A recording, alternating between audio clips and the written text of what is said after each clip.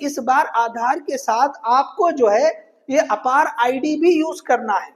तो ये अपार आईडी क्या है, तो एक 12 डिजिट का जो है एक आईडी है जो स्टूडेंट के लिए दिया जाता है।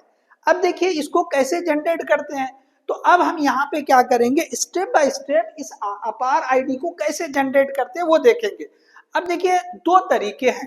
पहला तरीका क्या है कि आप जो है जो अपार आईडी की वेबसाइट है आप उस पे चले जाएं। तो अपार आईडी आप जो है गूगल में आप सिंपली टाइप कर दें। ओके चलिए गूगल में हम आ गए हैं। ओके तो गूगल में आप जो है इस तरह से, ये गूगल हमने लिख दिया है, ठीक है, गूगल में आ गए आप, ये अपार आप सिंपली टाइप कर लें आप।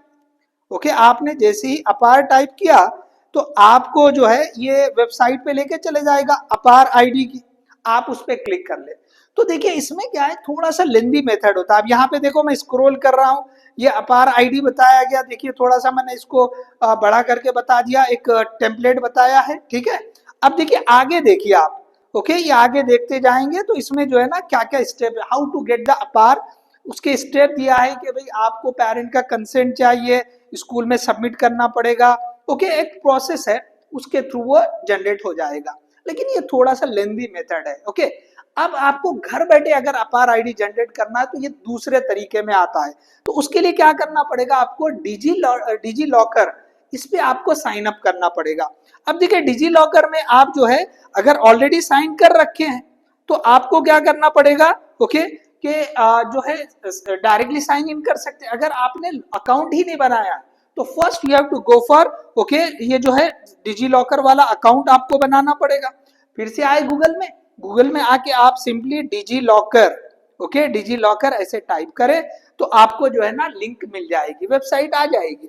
वेबसाइट पे सिंपली आप क्लिक कर ले, ठीक है, वेबसाइट पे आपने क्लिक कर लिया।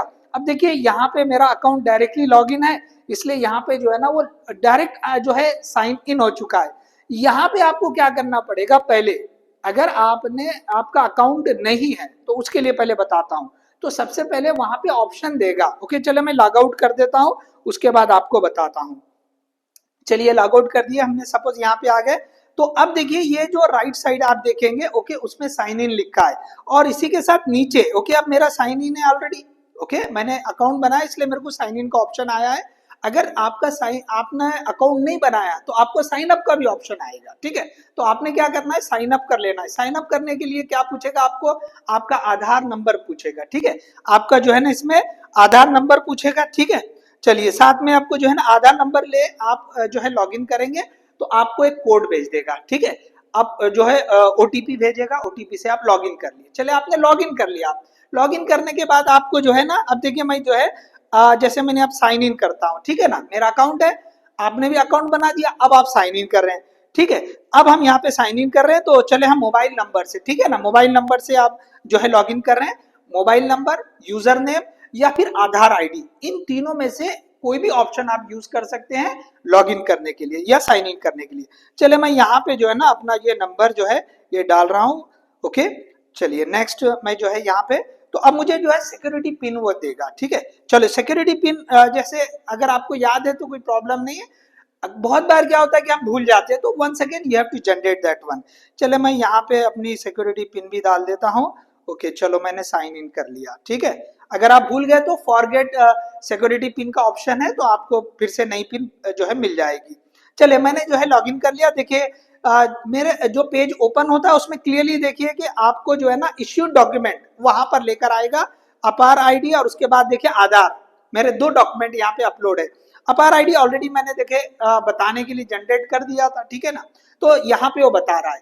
अब आपके पास तो अपार आईडी है नहीं, तो आप क्या करेंगे कि भाई आप होम पेज पे जाए, तो होम पेज पे आपको क्या मिलेगा, सर्च ऑप्शन मिलेगा, ठीक है। यहाँ पे जो है ना आपको ये जो है सर्च ऑप्शन में आप जा सकते हैं, ठीक है। यहाँ सर्च ऑप्शन आ गया, देखिए डॉक्यूमेंट, उसके नीचे सर्च ऑप्शन आ गया है। यहाँ पे आप क्या करें, अपार बोल करके क्या लिखेंगे आप, आपको क्या चाहिए, अपार आईडी चाहिए, अपार जो है आईडी जनरेट करना है, ठीक है ना। तो आप वहां पे अपार लिखे और सिंपली सर्च कर ले, ठीक है। आपने जैसे सर्च कर लिया, अब यहाँ पे जो है ऑलरेडी मेरे पास आईडी बना हुआ है। आपको क्या दिखेगा, एकेडमिक बैंक ऑफ क्रेडिट।